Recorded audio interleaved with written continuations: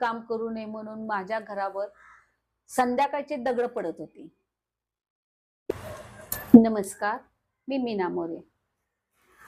माझा जन्म पुणे शहर सांस्कृतिक शहर म्हणून ओळखल्या जाणाऱ्या अशा पुणे शहर मधल्या नानापेठ ह्या भागामध्ये माझं बालपण गेले.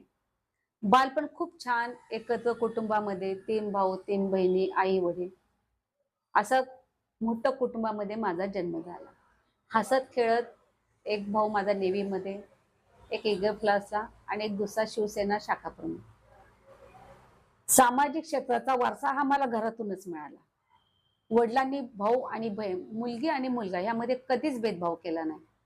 मुलींना नेहमी प्राधान्य दिलं आणि त्या प्राधान्याचा पुरेपूर उपयोग मला नानापेठ ह्या भागामध्ये संस्कार वर्ग, प्रौढ वर्ग हे मी चालू केले.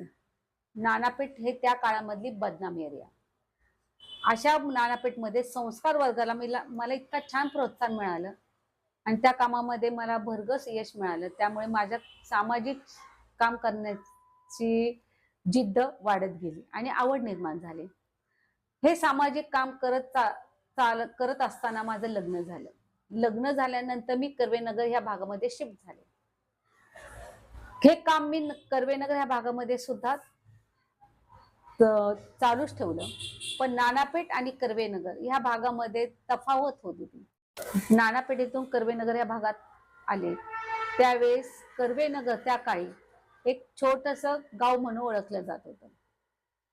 या भागामध्ये मी खूप प्रकारे काम करायचा प्रयत्न केला, म्हणजे संस्कार वर्ग, महिलांना उद्योग काढून देण्याचा. पण त्यावेळेस मला इथं बराचसा रिस्पॉन्स चांगला मिळाला नाही. मला अनेक प्रकारच्या अडचणी आल्या, अनेक प्रकारचे संघर्ष आले. नाही, आपण स्वतःला बदलायला पाहिजे. आपण जग बदलायला जाता कामा नये. आपण कामाची दिशा बदलायला पाहिजे. म्हणून मी कामाची दिशा बदलली. अनेक प्रसंगांना तोंड दिली. मला खूप अडवणूक करण्यात आली काम करू नये म्हणून. अशा काळातच मी काम करू नये म्हणून माझ्या घरावर संध्याकाळची दगड पडत होती.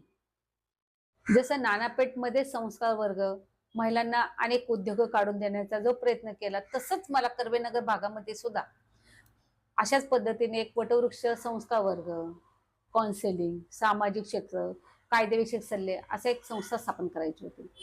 पण अनेक गतिरोधक माझ्या ह्याच्यामध्ये आले. अधिक समाजकंटकांनी मला खूप विरोध केला.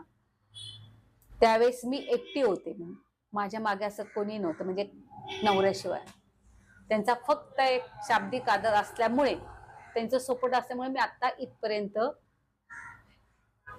आलेले आहे.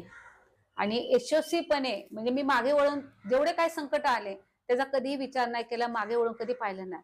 आणि समाजकंटक कासावा का, तर समाजकंटकामुळे त्याने असं केलं ना, ठीक आहे मी ह्याला करूनच दाखवून, ही माझी जिद्द होती म्हणून. आणि ते मी अजूनपर्यंत तसंच करत आले. मी समाजाला बदलायला नाही जात, मी स्वतः बदलते. आणि मी माझ्या पद्धतीने ते कसं काम करून कसं होईल हे माझा नक्की प्रयत्न असतो आणि मी ते करून दाखवते. आतापर्यंत मी अशा पद्धतीने काम करत आहे आणि त्यामध्ये मला यश मिळालेलं आहे. आता काय काय काम करता तुम्ही? आता मी काउन्सिलिंग करते, फॅमिली मॅटर सोडवते, समन्वय समिती, म्हणजे कोर्टात न जाता त्यामध्ये कसं समन्वय दोघांमध्ये साधेल असे कित्येक कुटुंब आम्ही बसवलेले आहे. विविध प्रकारच्या महिलांना कोर्सेस देते, मी स्वतः शिकवते. म्हणजे कसे नथी तयार करणे, साबण बनवणे, म्हणजे ज्या महिलांची जी मागणी असेल ते मी देत असते. जशी मागणी तसे कोर्सेस त्यांना अवेलेबल करून देते. अनेक संस्थेची मी अटॅच आहे. महिलांना वेगवेगळ्या पद्धती, जशी जशी कला आहे तसं त्या पद्धतीने त्या महिलांना कसे साहित्य फ्री मध्ये मिळेल तसं मी मिळवून दिलेलं आहे. आतापर्यंत सामाजिक क्षेत्रामध्ये कोविडमध्ये सुद्धा आम्ही बरेच महिलांना, मुलांना, ज्यावेळेस काय मुलांना ऑनलाईन शाळा होत्या तर मोबाईल नव्हते, तर आम्ही त्यात एका संस्थेकडून त्यांना मिळवून देण्याचा प्रयत्न केला आणि ते मिळवले. त्यावेळेस सुद्धा खूप विरोधक होते, पण मी काय म्हणते, विरोधक असावेत त्यामुळेच यश मिळतं.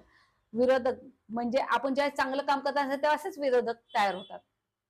त्यामुळे विरोधक असतात आणि मी माझ्या कामामध्ये अशी पुढे जात राहील. 8 मार्चला जागतिक महिला दिन आहे. जागतिक महिला दिनानिमित्त महिलांना शुभेच्छा. हे जागतिक महिला दिन शुभेच्छा देताना पहिलेची महिला आणि आत्ताची महिला खूप फरक आहे.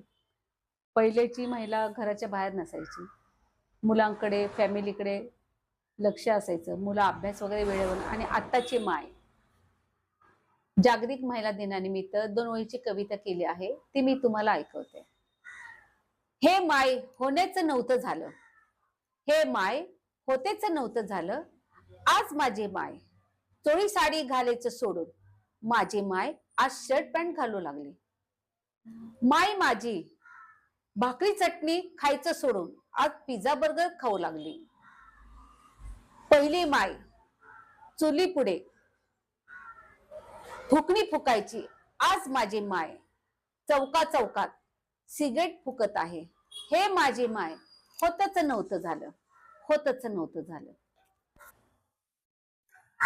जागतिक महिला दिनानिमित्त महिलांना एकच गोष्ट सांगू शकते, कोणतीही महिला अबला नसते. जर जसे संकट येतील आपल्यामध्ये पण एक प्रकारची शक्ती असते. ती शक्ती बाहेर येण्यासाठी आपल्याला फक्त त्या संघर्षाला तोंड द्यायचं, म्हणजे आपण ते देऊ शकतो. कुणालाही कशाचीही गरज वाटली, काउन्सिलिंगची म्हणा, मुलं अभ्यास करत नसेल, फॅमिली मॅटर म्हणा, नवरा बायकोंचं पटत नसेल, आपण काउन्सिलिंग करून कोर्टात न जाता, घटस्फोट न घेता, उद्योग म्हणजे कोणतेही कोर्सेस वगैरे हवे असतील तर माझा खाली नंबर देत आहे, तिथे मला संपर्क साधा. धन्यवाद.